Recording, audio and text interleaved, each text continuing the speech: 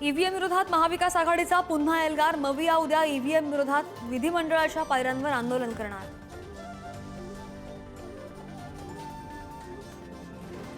ईव्हीएमवर बोलायला आधार नाही, पण मतांची आकडेवारी संशयास्पद. शरद पवारांचं मत, उद्या मी मार्करवाडीमध्ये जाणार. पवार यांची माहिती.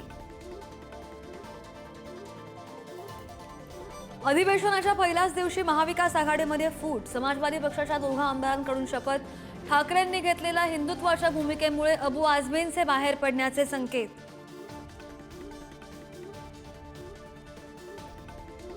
आपण ज्येष्ठ नेते आहात, देशातील जनतेची दिशाभूल करू नका. ईव्हीएमवरील आरोपांवरून मुख्यमंत्री देवेंद्र फडणवीसांचं शरद पवार यांना जोरदार प्रत्युत्तर. पराभव स्वीकारला तर लवकर बाहेर याल, फडणवीस यांचा टोला.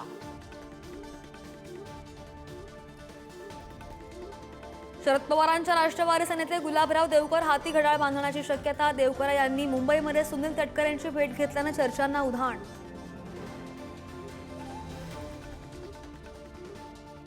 महादेव बेटिंग ॲप प्रकरणामध्ये ईडीची मोठी कारवाई. ईडीने 387 कोटींच्या मालमत्ता केल्या जप्त. जप्त केलेल्या मालमत्तांमध्ये मॉरिशसच्या कंपनीचा सुद्धा समावेश. मनालीच्या संध्या पॅलेस हॉटेलला भीषण आग. संपूर्ण लाकडाचं असलेल्या या हॉटेलच्या 75 खोल्या आगीमध्ये जळून खाक. आगीवर नियंत्रण मिळवण्यासाठी अग्निशमन दलाकडून प्रयत्न.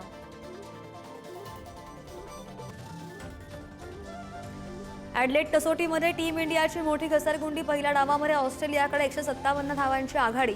दुसरा दिवस अखेर टीम इंडियाच्या 5 बाद 128 धावांपर्यंत मजल.